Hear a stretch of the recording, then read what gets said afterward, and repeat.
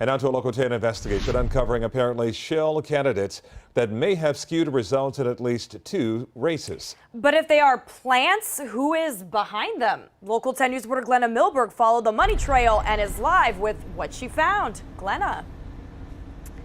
That has been the big question. Who funded this effort? Who arranged for it all? Well, we followed the Political Action Committee's offices to a UPS store here in Kendall. And we've also been able to connect some people involved to a family that includes the campaign flyer printer and a Republican strategist.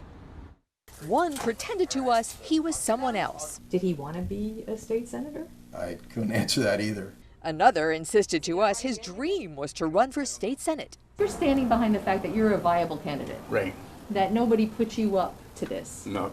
As both are investigated as possible Shill candidates, plants to pull votes from Democrats in 2 South Florida state Senate races, we looked into the one PAC Political Action Committee that funded them both. Our Florida PAC was created just a month before the election. We find its address is a UPS store in Kendall. And although the listing says Suite 502, here's the suite, a mailbox inside UPS. Please leave a message. The PAC's chair and treasurer, Sierra Olive, who failed to file required reports, didn't return our calls. Sierra Olive may be a shill too. More on that in a moment. The PAC's only expenditure went to one campaign materials printer owned by a man named Luis Rodriguez, who used to work here in Doral, where a former colleague says they'd also done political printing for Luis's stepson, Alex Alvarado. I think he's into some kind of politics and he may have done the flyers for him.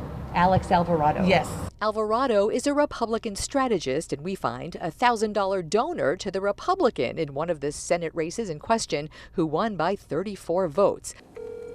Alvarado did not return our message, though after it, he did follow me on Twitter. If I told you that his company received $370,000, what would that buy? $370,000? A lot. The PAC's Sierra Olive all know each other, all connected to that $370,000 in dark money that funded the campaigns of 2 apparently shill candidates. So you follow the money a little bit further to its source. Who funded the PAC? Well, turns out it's an entity called Proclivity. It has an address in Atlanta. There is no such listing for Proclivity, neither in Florida nor Georgia business records.